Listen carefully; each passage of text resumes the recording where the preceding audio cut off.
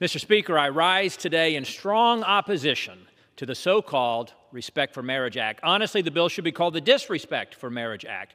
This bill certainly disrespects God's definition of marriage, a definition that has served His creation well for more than 5,000 years of recorded history. And His definition is the only one that really matters. This bill would codify into federal law the Supreme Court's wrongly decided Obergefell decision and ensure that the marriage laws in the most liberal state, irrespective of how radical they might become in the future, think polygamy, bestiality, child marriage, or whatever, must be legally recognized in all states. It was wrong when the Supreme Court made law in the Obergefell decision requiring that the marriage law in Massachusetts had to become the law of the whole country when Massachusetts approved gay marriage. This was overriding the will of the people and their elected representatives, as no other state to that point had been able to pass through referendum or state legislature a gay marriage law. The fact is, traditional biblical marriage is the foundation of a strong society and a strong culture. I'll say it once again. Almost everything that plagues our society is a failure to follow God's design for marriage, morality, and the family. God's perfect design is indeed marriage between one man and one woman for life. And it doesn't matter what you think or what I think. That's what the Bible says. This proposal is yet another Democrat attempt to undermine the fundamental values which formed our nation and continue to hold our country together. Recognition of the institution of marriage as between one man and one woman, and respect for the freedom to operate according to your sincerely held religious beliefs. Thank you, Mr. Speaker. First, I want to say that we received amazing news this morning. Brittany Griner is coming home. This is a huge relief for her wife Sherelle, her family, and after months of uncertainty in Russia's sham justice system. And I want to thank President Biden, Secretary Blinken, and all at the State Department who made this happen. And today, in a strong symbol of the stark differences in the freedoms between our two nations, the U.S. Congress will vote in a bipartisan way to pass the Respect for Marriage Act, enshrining marriage equality into federal law and protecting marriages just like Brittany's. I'm proud to vote today to say that love is love, no matter who you are, where you live, and no matter what any future, extreme, out-of-touch Supreme Court may say. And I urge all of my colleagues to join me in voting yes and standing up for freedom. Thank you, Madam Speaker. After the mass shooting in El Paso in 2019, I received a letter from then 6-year-old Cal from Rowlett, Texas. He wrote, "When kids get shot, that's less friends to play with. When I grow up, I don't want to hear any more on the news about people being killed with guns." He was 6, and he had to write that to his congressman. Today, just 3 years later, he was the same age as some of the kids murdered in Uvalde. I refuse that there is nothing we can do. I refuse to say there's nothing we can do to protect kids like Cal or my sons in their schools. We have to act by passing common sense measures like raising the age to 21 to buy an assault-style weapon, banning high-capacity magazines, and increasing safe storage that will save lives. This legislation, the Protecting Our Kids Act, will save lives. I urge my colleagues to vote yes to help us save lives, and for the Senate to finally act and to join us in trying to end this crisis. Thank you, Madam Speaker. I rise today to correct an injustice and to urge passage of this resolution that will put the United States House back on the side of the people and protecting their health care. For far too long, seeking to fulfill empty partisan promises at the expense of the American people, politicians in Congress have sought to tear apart the Affordable Care Act and its protections for people with pre-existing conditions. That ends today. When the American people chose this new Congress, they said enough with the sabotage and the kowtowing to special interests seeking to divide us. Too many times, this very body has voted against the American people to repeal the Affordable Care Act and with it, the protections for people with pre-existing conditions. Now, a federal court has put at risk those same protections. That brings me to the story of Natalie. As I traveled around my district, which I am now truly honored to represent, I met Natalie. She told me her story. She was a lawyer with young children, Hugo and Mia, and was married to a law professor at Southern Methodist University. I met with her on the same day that the House had voted to repeal the Affordable Care Act. I learned that Natalie had stage 4 cancer and that she had come to my event from her chemotherapy treatment. She explained to me that her goal was to fight her cancer as long as possible so that her children would know her. Natalie came to my event that day because she was worried about future moms like her who would lose their care if the Affordable Care Act was repealed. Natalie was worried about a return to the bad old days with lifetime caps and discrimination against people with pre-existing conditions. She knew that because of her treatment, she would have blown through any lifetime cap in a matter of weeks. Stories like Natalie's are all too common across America. Tomorrow will be 1 year to the day since we lost Natalie, and she is still an inspiration to me and to many other North Texans and Americans across the country.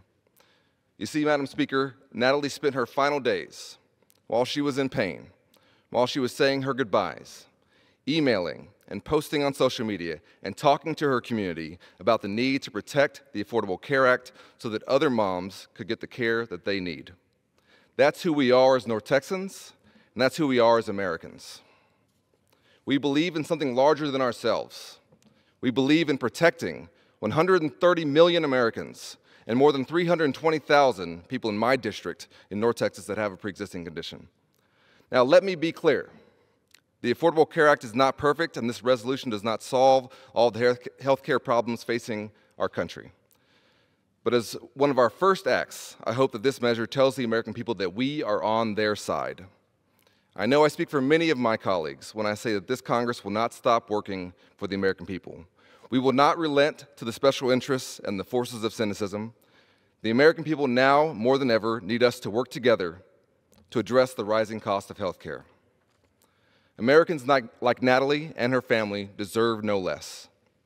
It is truly an honor to address this body for the first time, and it's my first act to lead this resolution to defend the Affordable Care Act. Thank you, Madam Speaker, and I yield back the remainder of my time.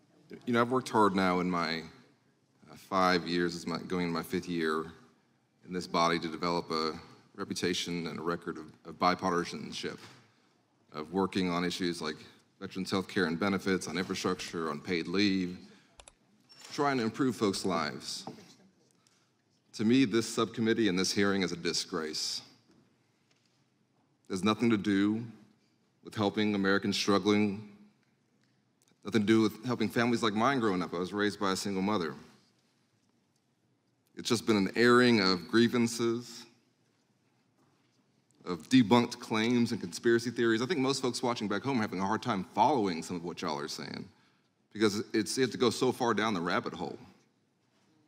Now, before I was elected to Congress, I was a civil rights lawyer. I served as an appointed lawyer in the Obama administration. And I believe in Congress's Article I duties to conduct oversight and the executive branch's responsibilities to enforce the law and work with us. That nexus is governed by the accommodation process, which ensures that there's trust and prevents politicians from meddling in the Department of Justice and into its investigations. Now, on January 20th, the Justice Department sent a letter to the chairman saying that we share your belief that congressional oversight is vital to our functioning democracy, and we're committed to cooperating with legitimate efforts to seek information consistent with our obligation to protect executive branch confidentiality interests.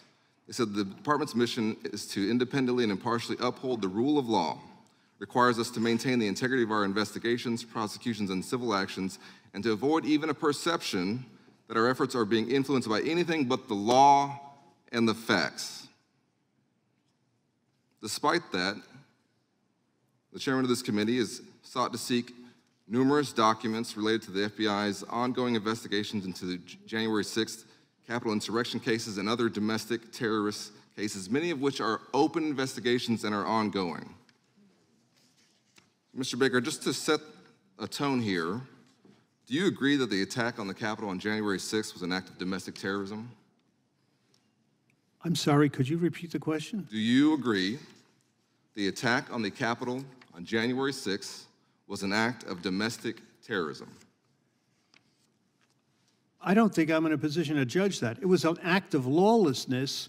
There was a lot of property destroyed. You're here as an expert, and there were sir. crimes committed based on your experience. By trespassing. I don't know if that rises to the level of terrorism, quite frankly. It might, Well, but I don't know that. what would constitute domestic terrorism to you, sir? Domestic terrorism is acts of violence to influence political decisions. That's what we were told. You know what we do on past. January 6th every 4 years in this Well, country? January 6th to me looked like a riot. It was a seditious It was lawless. conspiracy. It was lawless. There was property destroyed. There was trespassing. There were people injured. Those are all crimes. Thankfully, numerous courts and juries have disagreed with you and have found many of those insurrectionists guilty. It was an act of domestic terrorism, and I thank you for clarifying for all of us here that you can't decide whether it was or not. I want to go to you, Mr. Williams, because I think that we need to be very careful here. Nobody really wants members of Congress or politicians jumping into ongoing criminal investigations for many good reasons that I think you lay out in your testimony. Can you give us just a few reasons of why it would be a major problem for criminal investigations to suddenly be subject to the whim of a politician? I'd say 3 reasons, Congressman Allred, and thank you for that question. One, as articulated in the letter by the Deputy Attorney General that was quoted by, I believe it was Congressman Raskman earlier, you do not want the public to get a roadmap for how investigations are going to play out. That involves tipping off witnesses or defendants who might be brought into the system. So that's point one. You just don't want to give the roadmap, and that's the word used by the Justice Department. Number 2, and this is a big one, the fear of influence or the appearance of influence. If a prosecution continues right after a member of Congress or someone speaks out, the public is left with the perception that Congress, in effect, had its thumb on the scale of a federal prosecution, and that's problematic. And finally, everyone is entitled to a presumption of innocence. The Justice Department takes very seriously the idea that naming or outing people who are not themselves yet criminal defendants is incredibly problematic, dangerous, in a profound manner. So those 3. Thank you, Mr. Williams. I yield back. Well, thank you, Mr. Chair. I'd like to ask unanimous consent to enter a few tweets into the record. Sure. Can you identify the tweets? Let's see it. I think staff should have them. Can we put the tweets up on the screen?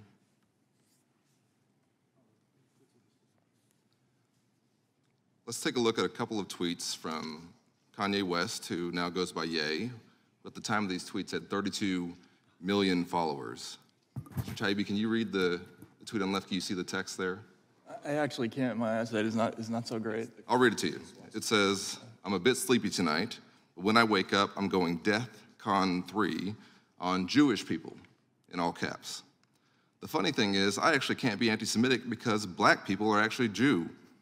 Also, you guys have toured with me and tried to blackball anyone who ever opposes your agenda.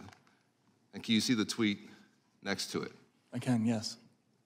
It's would you describe it? It's a Star of David, the swastika in the middle of it. Yes. Should those tweets have been taken down by Twitter? I think it's a difficult question. Hate speech is protected in the United States. One of my heroes growing up was the Ukraine-born author Isaac Babel.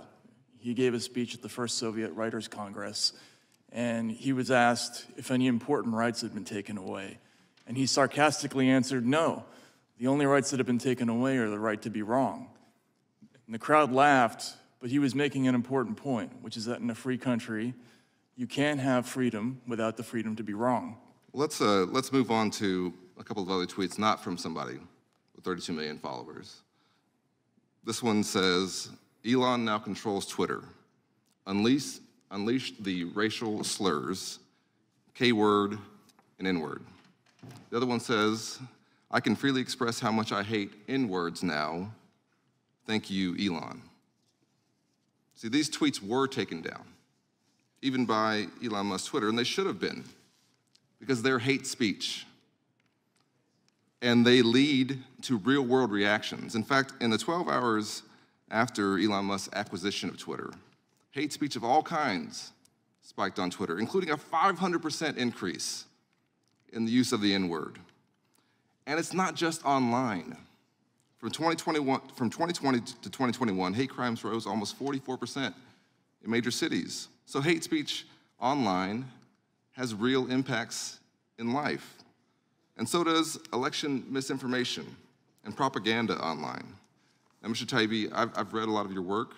I respect some of it. But you've cast a lot of doubt on Russian interference in our elections. And today, you have virtually alleged a vast government conspiracy to censor speech. But I can tell you that the threat to our democracy, I'm not asking you a question. I'll let you know when I do. I can tell you that the threat to our democracy is very real. And it's not just the elections that get all the headlines. In 2018, in a congressional race, two Kremlin-aligned foreign nationals named Lev Parnas and Igor Fruman succeeded in funneling illegal Russian money to a Trump-aligned super PAC that spent $1.3 million to support the Republican candidate. That was my election. My neighbors in East Dallas saw advertisements online, in their mailbox, and on their TV paid with Russian money. That's not my opinion. That's a fact, proven in the Southern District of New York. Both Parnas and Fruman were convicted to 21 months and 1 year, respectively, for conspiring to make political contributions by a foreign national, along with other campaign finance-related violations. We live in an information age where malign actors do want to use social media to influence our elections, both big, the ones that you've spent a lot of time talking about, and small, like mine. Mr. Congressman, And may it I should ask be a question? bipartisan goal. No, you don't get to ask questions here. Okay. It should be a bipartisan goal to ensure that Americans and only Americans determine the outcome of our elections, not fear-mongering.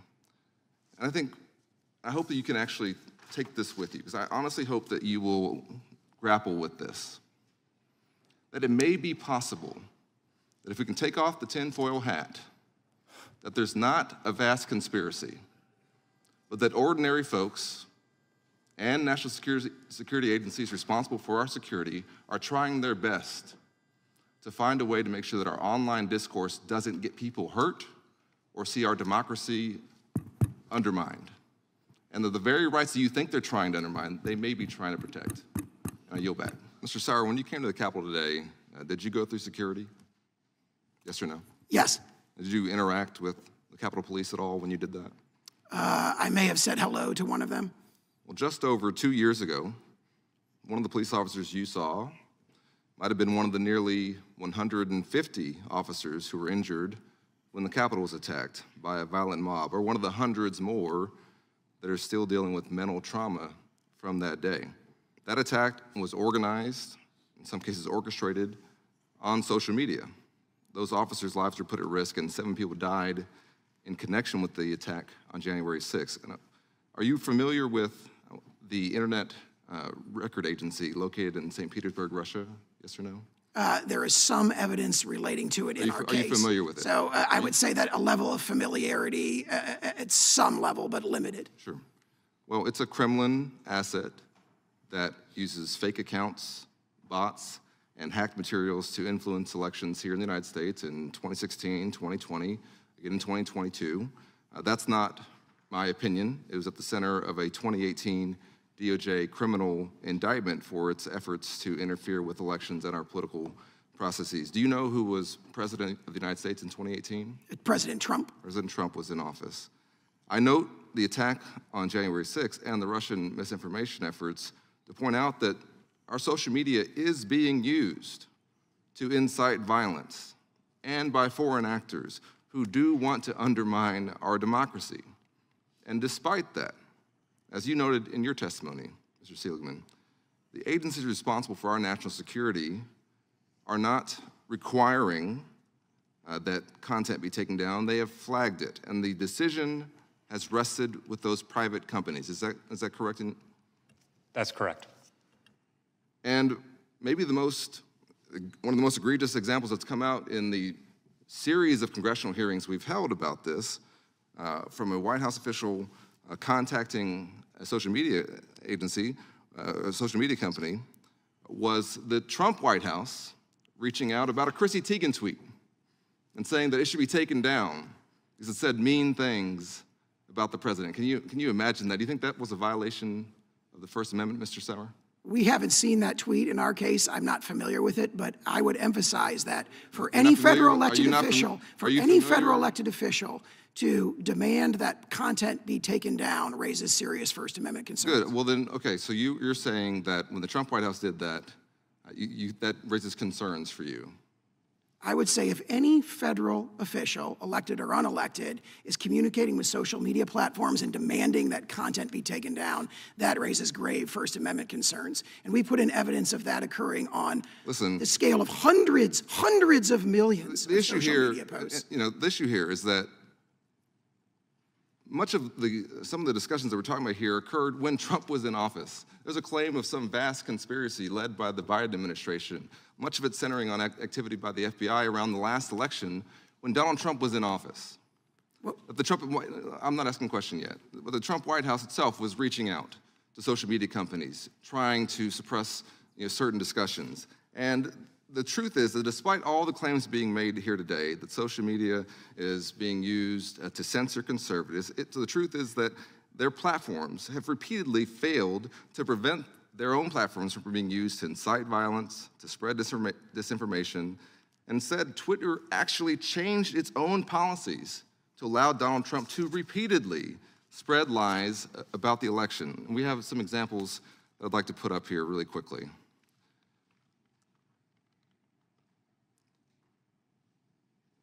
All the way back in May of 2020, 6 months before the election, President Trump was tweeting that this would be a rigged election, that there will be massive fraud and abuse, that 2020 will be the most rigged election in our nation's history. That content was not taken down. It was allowed to stay up. That doesn't sound like censorship to me. Those decisions were made by private companies during Donald Trump's presidency. Mr. Seligman, I don't have a lot of time left, but I just wanted to ask you, as an expert, in a democracy, what does it do when statements like this from a head of state are allowed to attack the very democracy they're supposed to be leading?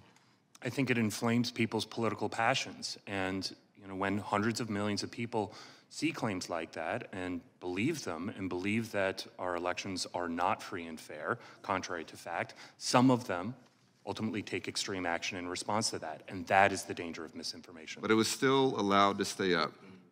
Gentleman's time has expired. There's no grand conspiracy. Take off the tinfoil hats.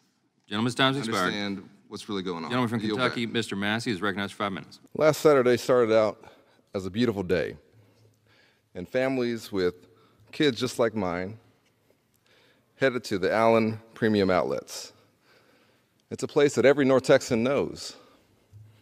It's where we go to get good deals, to get a new outfit for school or for work. Now, some of those folks are never going to come home. 8 people were murdered, and dozens of lives were changed forever. As a Texan, I want to say their names here so that they will live on in our congressional record for as long as our republic stands. The Cho family, Cho Kyu-sung, his wife Kang Shin-young, and their 3-year-old son James, just 3 years old.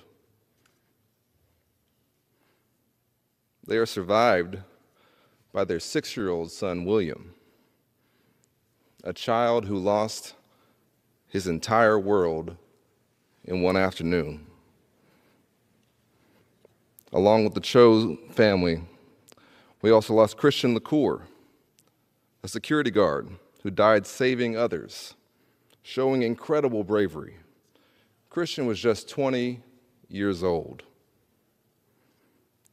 We lost Aishwarya Thadakanda, who was an engineer, moved to the U.S. from India just 5 years ago, full of high hopes, as well as Elio Cumain Rivas, who was working hard to send money home to his mother and father in Venezuela. And finally, Daniela and Sofia Mendoza. Daniela was in 4th grade. Sofia was in 2nd grade. Their mother, Ilda, is in critical condition.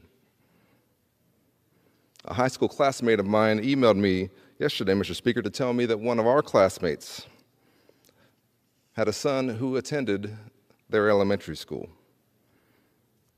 My district lies just south of the mall in Allen. This is deeply personal for me and for all North Texans. My deepest prayers and condolences go out to these families.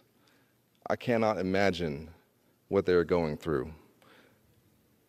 And I grieve with my fellow Texans as we endure yet another mass shooting. The wounds from that day will be with our community forever. It impacts all of us. I know because my wife and I have 2 boys who are 4 and 2. And I held my boys so much closer the morning after that shooting, and I know how so many parents are feeling right now. The fear that the next time it'll be your family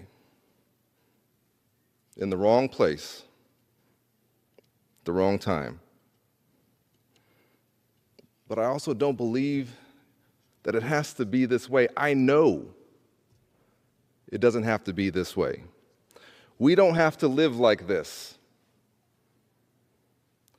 Our public places don't have to become memorials. Our places of worship, our malls, and especially our schools don't have to become the site of the next tragedy. And let me tell you, I am so sick and tired of hearing some politicians talk about what we can't do, or saying that just raising the topic is dividing us. That's not who we are. There is nothing that we can't do in the United States of America when we put our mind to it. We can keep our families and our children safe, and I'll tell you what, it's also not my Texas. Just yesterday, though, a bipartisan group in the Texas State House Committee did vote to raise the age to buy an assault rifle from 18 to 21.